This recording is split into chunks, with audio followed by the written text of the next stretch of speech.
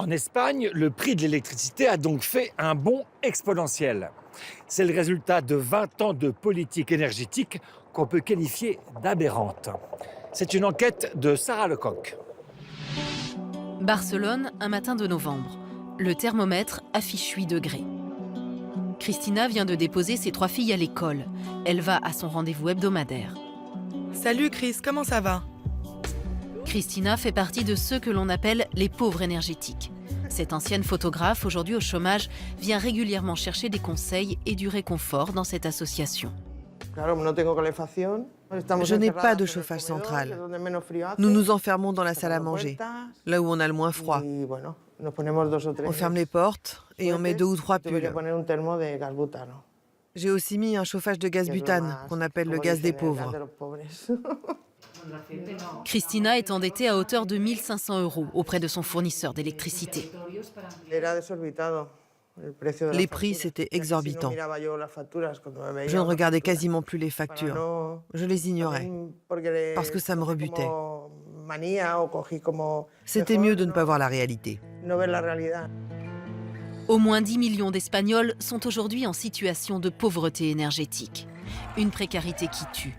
En novembre 2016, l'Espagne s'indigne du décès de Rosa, une octogénaire morte dans l'incendie de son appartement. Elle s'éclairait à la bougie. Son courant avait été coupé. En 8 ans, les factures ont augmenté de 80%. Pourquoi l'électricité espagnole est-elle devenue une des plus chères d'Europe? Longtemps, la pauvreté énergétique a touché les plus vulnérables.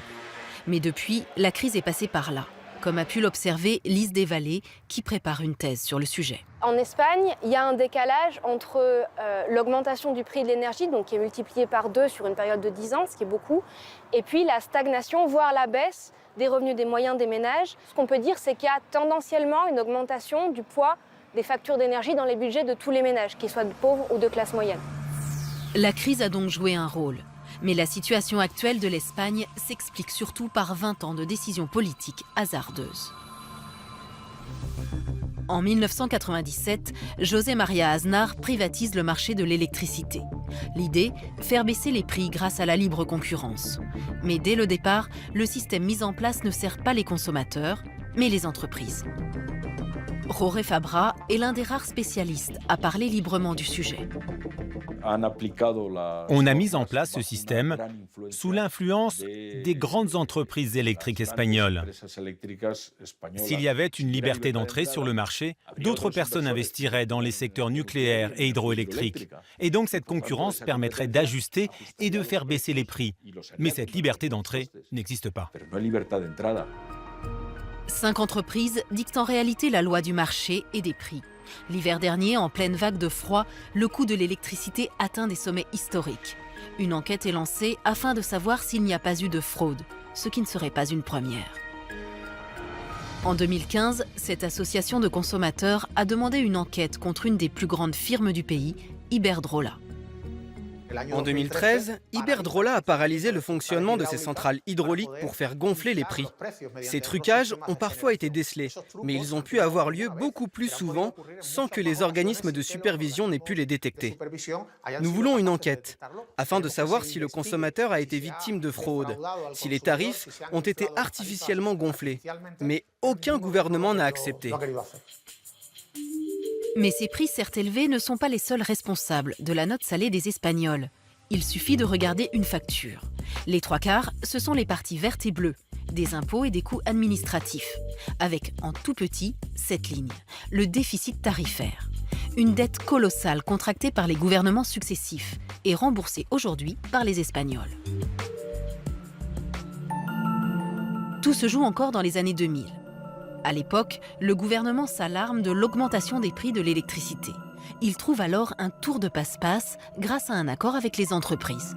Le gouvernement a dit « Les consommateurs ne vont pas payer la totalité du prix de l'électricité. Ils vont payer moins.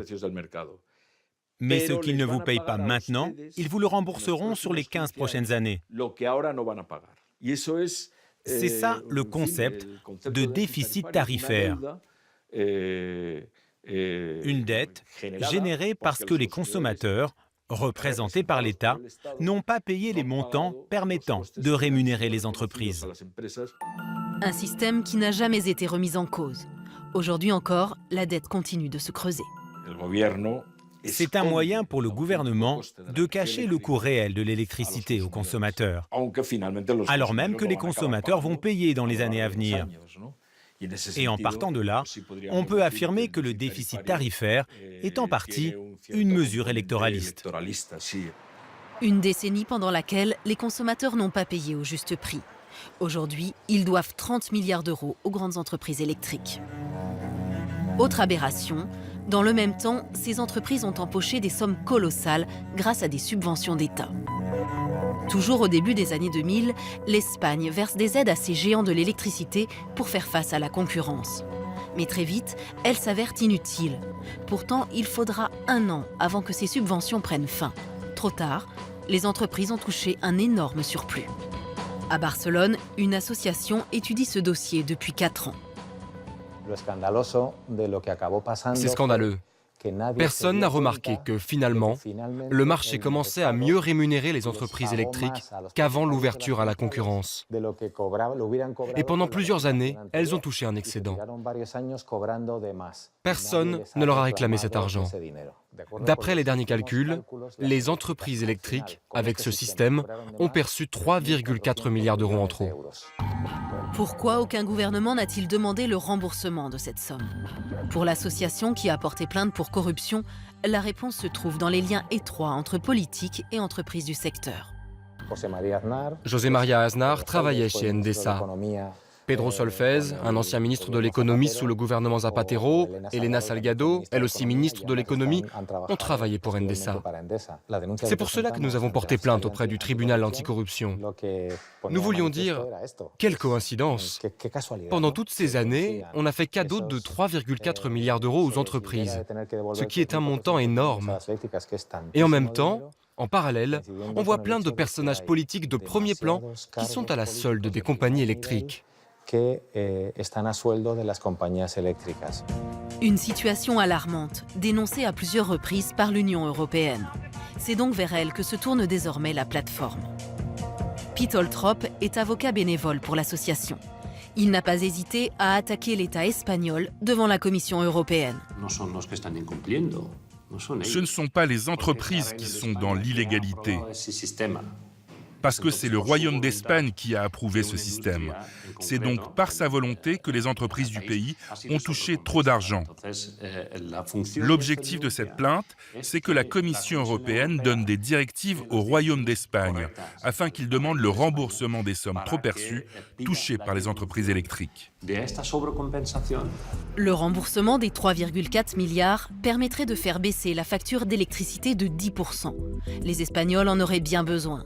Chaque année, 500 000 d'entre eux voient leur courant coupé pour défaut de paiement. Face à l'inaction de l'État, la Catalogne a pris les devants. L'Alliance contre la pauvreté énergétique a réussi à faire passer une loi inédite dans le pays. Quand les entreprises repèrent une personne ou une famille qui ne peut pas payer, elles doivent se renseigner auprès de la mairie ou des services sociaux pour savoir si ces personnes sont en situation de vulnérabilité. Si les services sociaux répondent que oui, on ne peut pas couper l'abonnement et on doit garantir l'accès à l'eau, au gaz et à l'électricité à cette famille. Depuis la crise, les 3 plus grandes entreprises de gaz et d'électricité ont gagné 56 milliards d'euros. Mais le courant ne passe plus entre elles et les consommateurs. Les Espagnols demandent aujourd'hui des comptes et espèrent qu'un droit à l'énergie verra bientôt le jour.